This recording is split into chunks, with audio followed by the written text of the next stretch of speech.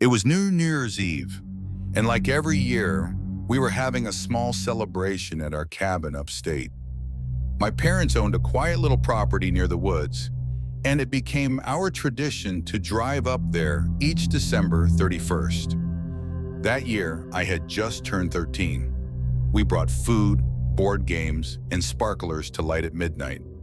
It was just the four of us, me, my mom, dad, and then to my older sister, Amber. That year, snow had already piled up around the cabin, and the temperature had dropped below freezing.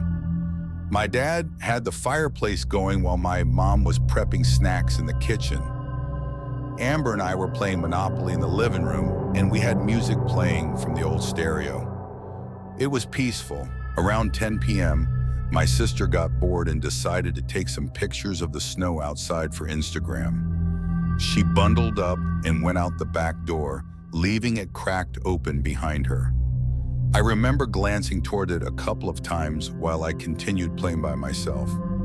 After about 10 minutes, I noticed the door was still open and no one had come back inside. I called her name once, no answer. I called louder.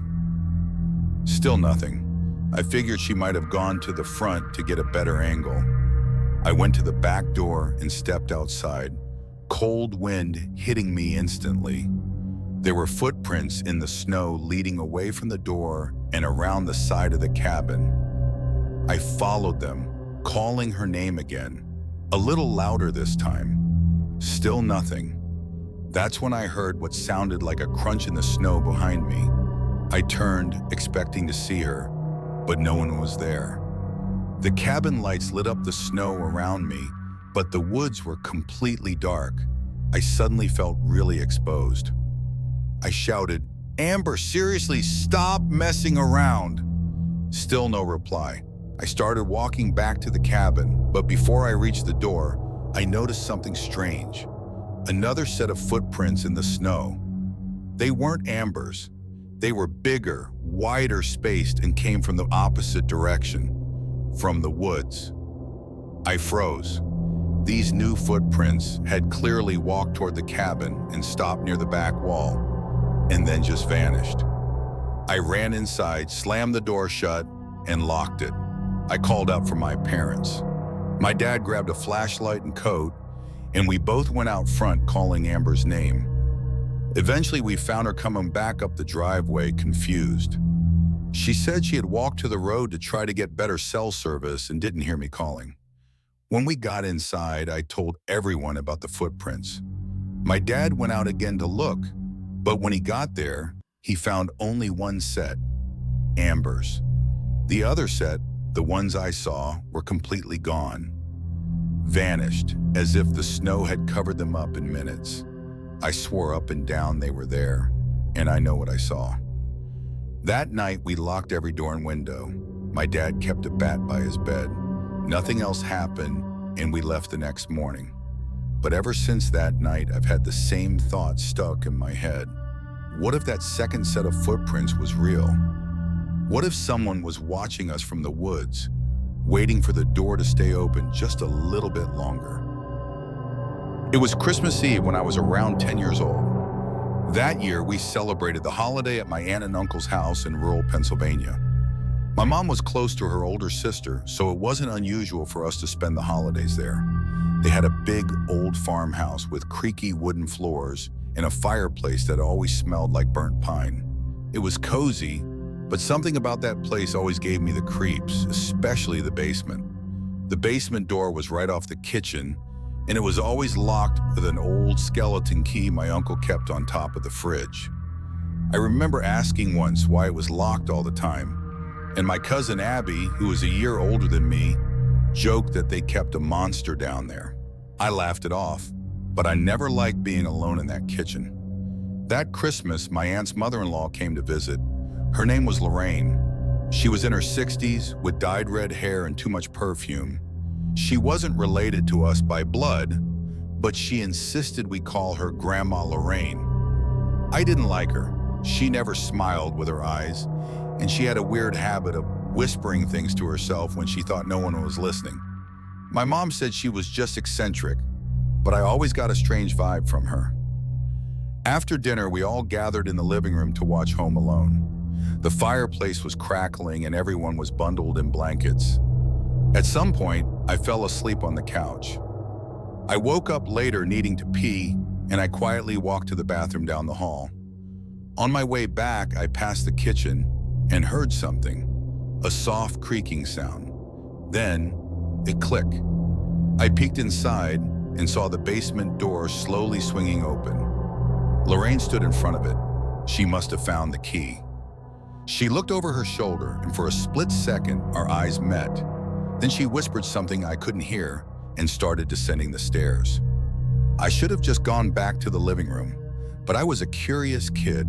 I crept into the kitchen, careful not to let the old floorboards creak, and peered down the basement stairs. It was pitch black down there, but I could hear Lorraine speaking softly to someone or something. I couldn't make out the words, just the tone. It wasn't friendly. It was pleading, like she was begging. Then came a noise that made my blood freeze. A second voice, deep, raspy, and angry. I ran straight back to the living room and buried myself in the blanket next to my mom. I must have eventually fallen asleep again, because the next thing I remember was waking up Christmas morning. Everything felt normal. Everyone was cheerful. Lorraine was in the kitchen making coffee, humming some old Christmas tune. The basement door was shut tight and locked again, like nothing had happened. But that wasn't the end. After breakfast, I went to help Abby find her new toy in the den. We passed by the hallway near the kitchen, and I stopped. The basement key was on the floor. It looked burned. The metal was discolored, like it had been held in fire. I picked it up with my sleeve and showed it to Abby. She just shrugged and told me to leave it alone. That night, after everyone went to bed, I stayed awake in my sleeping bag, staring at the ceiling, thinking about what I heard. And just as I was drifting off, I heard the basement door creak again. Not open this time, just creak, like something was pushing against it.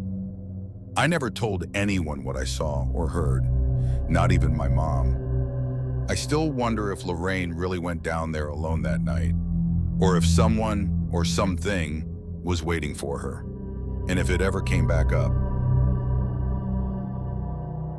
It was Christmas night of 2022, a snowy Sunday evening. I was visiting my cousin's cabin up in Maine with my girlfriend, Haley. We were invited to spend the holiday weekend with him, his wife, and their 2 kids. The cabin was tucked deep into the woods, far from the main road. Super quiet, super peaceful, or so I thought. The first 2 nights were great. Family board games, homemade meals, and sitting by the fire drinking mulled wine. On Christmas Day, after the kids opened their presents and we had breakfast, we all decided to take a walk into the forest behind the house. It was beautiful, thick snow, tall trees, no other cabins in sight. Just silence and the crunch of our boots in the snow. That night after dinner, we all gathered in the living room to watch Home Alone. The fire was going, the kids were playing with their new ways on the carpet, and the adults were sipping wine and relaxing. Around 10:30, the kids were put to bed upstairs, and everyone else started heading to their rooms. Haley and I were staying in the guest room on the ground floor, near the kitchen. I was the last to leave the living room. I turned off the TV and the Christmas lights on the tree, then quietly made my way to the guest room. Haley was already asleep under the covers. I slid into bed next to her, exhausted. At around 2 a.m., I woke up to the sound of footsteps, very slow, deliberate steps on the hardwood floor. I assumed it was my cousin going to the kitchen for water or something. But after a minute, the steps didn't fade. They stopped right outside our door. I stared at the crack under the door and saw the shadow of someone standing still. No movement, no sound, just stillness. Then came the knock. Not a normal knock, 3 soft, evenly spaced knocks. I whispered, "Yeah," but got no response. Haley stirred and asked what was wrong. I told her I thought someone was at the door. She told me not to open it, so I didn't. After about 30 seconds, the shadow disappeared. I waited a bit, heart pounding, then slowly opened the door. No one was there. The hallway was empty and completely dark, except for the faint red glow from the dying fire in the living room. I tiptoed toward the kitchen and froze. The back door was wide open. I shut it and locked it immediately. The cold had already crept in. I ran back to the guest room and told Haley. We locked our door and barely slept that night. The next morning, I asked my cousin if anyone had been up around 2 a.m. He said no. His wife and kids hadn't either, and they had no idea the back door had even been opened. What made it worse is that later that day, my cousin went to the tool shed behind the cabin to get something and noticed footprints in the snow, coming from the woods, not from the house, from the outside.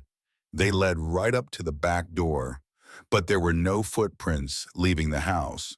We still don't know who or what was in that hallway that night, and we never found out how they got in or if they ever left.